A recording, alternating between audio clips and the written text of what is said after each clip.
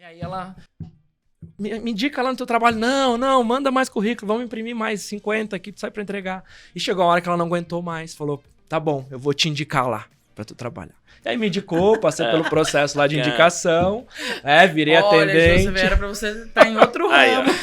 Pra tu ver, né? Não, e engraçado, coisa quando de a gente Deus. era atendente, novinho, né? Com as namoradas. Ih, rapaz educadinho, né? Porque falava bom dia, boa tarde, tá no trabalho todo dia, né? Rapaz educadinho. E coisas boas, né? No fim, depois fui para as operações de venda, sempre gostei muito de vender, é o que eu faço até hoje. Mas coisas boas que eu acho que a Fê comentou aqui.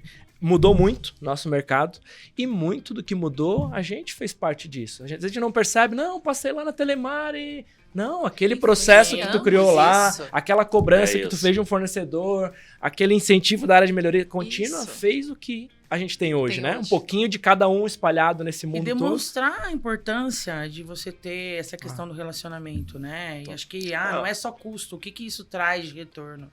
Exato. Então essa foi a história aí, seguir essa carreira. Mas eu quero saber. Mande. Você contou pra sua mãe que jogava os currículos ou ela vai saber saber agora? Não, nunca contei, é verdade. Revelação. Dona Júlia, eu jogava no lixo porque eu tinha vergonha, mas deu tudo certo, Deus abençoe, estamos aqui. Se não fosse isso, ele não teria uma empresa, né? Exatamente, cara, essa é a história. Assim, é muita história incrível, né? E eu tive... Eu dava aula, eu caí no atendimento, eu dava aula, enfim. Nesse mundo eu fui vendedor de rua, dava aula, professor de educação física. E um amigo falou na época da Telemar, cara, olha só, virando Telemar, tem a conta, esse negócio vai explodir, o mundo vai. E eu nunca tive problema de começar pra ir de novo. Essa coisa de assim, tá bom, vamos lá, vamos virar atendente e vai crescer. Igual eu fui da Contax pra Oi, eu fui Contax também, BPO, e de novo, esse aprendizado, CC, BPO, contratante ajuda, já era executivo, que era especialista no executivo, não tem problema nenhum, começa e recomeça de novo. Então, e você aprende muito. E aí, uma das perguntas que eu queria fazer pra vocês, depois eu quero que o Joseph faça uma pergunta também, é o seguinte, tem duas perguntas, falar sobre referência e sobre pessoas. Vamos falar primeiro sobre pessoas, né? Porque pra mim, eu sempre falo bastante que pra mim a melhor experiência de vida, de gestão de pessoas, e aí, aqui a gente fala um pouquinho a gente crescendo, mas aí também é uma opinião de você como líderes, né, pra quem tá assistindo, minha melhor experiência foi quando eu fui supervisor de call center. Por quê? Eu falo isso? Porque eu fiz gestão de 20, 25 pessoas que fazem a mesma atividade. Porque quando você faz gestão de, esse aqui é o analista técnico, esse aqui é o financeiro, esse aqui é a tecnologia, precisa são perfis diferentes, o cara mais concentrado, mais relacionamento. Quando você faz gestão de pessoas que eles fazem exatamente a mesma atividade, você tem que fazer gestão de 100% de comportamento. Então, assim, eu lembro que tinha pai de família com 3 filhos, como é que você sustenta? Tinha outra pessoa que, tô no gás, eu tô aqui independente se o pai bancário tá no... Então são perfis diferentes. Isso foi um mega aprendizado.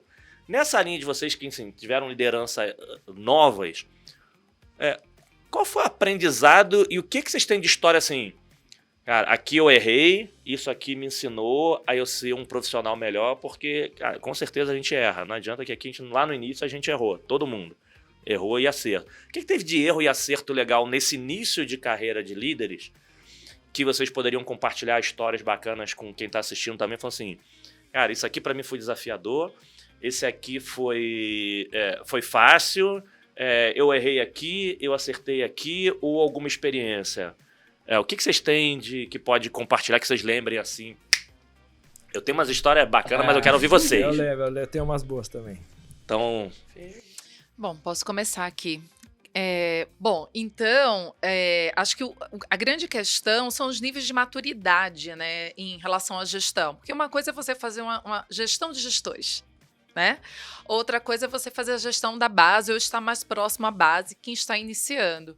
Então, principalmente em BPO ou fazendo uma gestão ali mais próxima da base, eu já vivi histórias de, por exemplo, muito absenteísmo, né? Falando lá atrás em BPO, com pessoas que às vezes colocam na conta, se eu ficar em casa ou se eu fizer algum tipo de atividade informal, isso vale mais a pena do que vir ao trabalho. Então, eu já ouvi esse tipo de questões, né? Ou, por exemplo, tudo bem eu faltar hoje porque a empresa precisa de mim, pensando principalmente naquele período que você tem um alto volume de contratação, ou se eu sair hoje da empresa, amanhã tem uma outra BPO contratando, né? Tem esses períodos, ou tem o período de baixa também. Então, eu passei muito por isso. Esse, para mim, é um processo mais difícil. E o que eu aprendi? O time de gestão tem que estar muito próximo da base. E aí, óbvio, eu estava ali mais no início de carreira.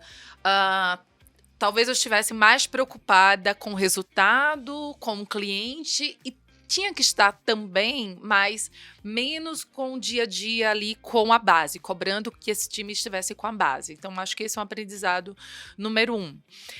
Mas já por um lado muito positivo, que eu acho que foi uma habilidade que eu desenvolvi aí ao longo do tempo, é o trabalho com os stakeholders, que eu acho que esse daí é fundamental no nosso meio, no nosso negócio.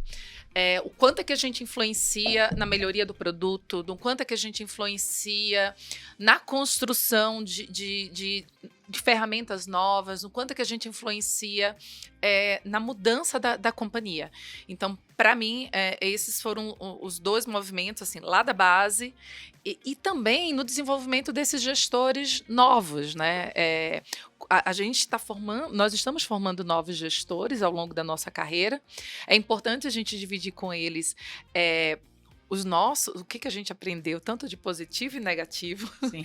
Eu sempre falo que, inclusive, nunca foi tudo fácil. O lado ruim também é importante que a gente divida para que eles não cometam os mesmos erros. Mas eu diria que, para mim, o mais difícil realmente é lidar com a base inicial, mas que, estando próximo, ouvindo, desenvolvendo, você consegue passar muito bem por isso. Fê, eu queria que você falasse, já aproveitando depois do Joseph e a Mari falasse também, só assim, tem muitos líderes que, assim, quem vai estar assistindo a gente vão estar executivos, mas como tem gente das bases, e que tem pessoas passando pelo mesmo desafio que vocês comentaram que vocês passaram, que era a liderança muito nova. Então, assim, eu lembro que eu tive experiência de que, assim, eu tive, assim, cara, gente que tinha idade para ser, talvez, meu pai e eu liderando. E tem gente que lida isso bem, tem gente que lida mal. Nessa experiência de vocês, aí você, Fê, tá falando, mas depois também queria que vocês aproveitassem e falassem, teve alguma situação que foi complicada, vocês conseguiram contornar por essa questão de não tô reconhecendo porque, cara, eu tenho mais experiência do que você, eu tenho mais conhecimento que você, você passou por alguma situação nesse sentido? Não. Eu nunca tive nenhum tipo de dificuldade. Já tive com liderado.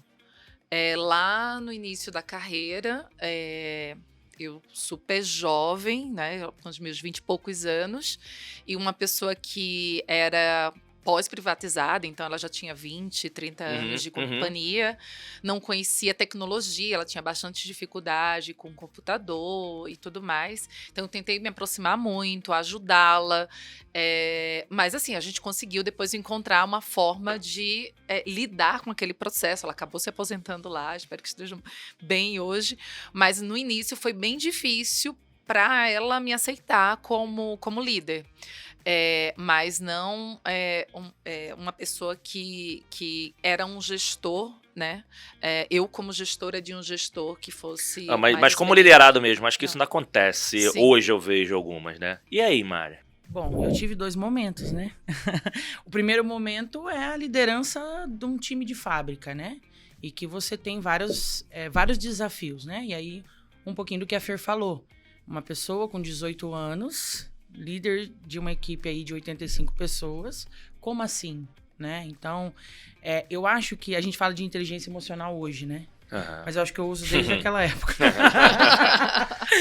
Eu acho que, assim, a parte principal, e a Fer colocou muito bem, é a base.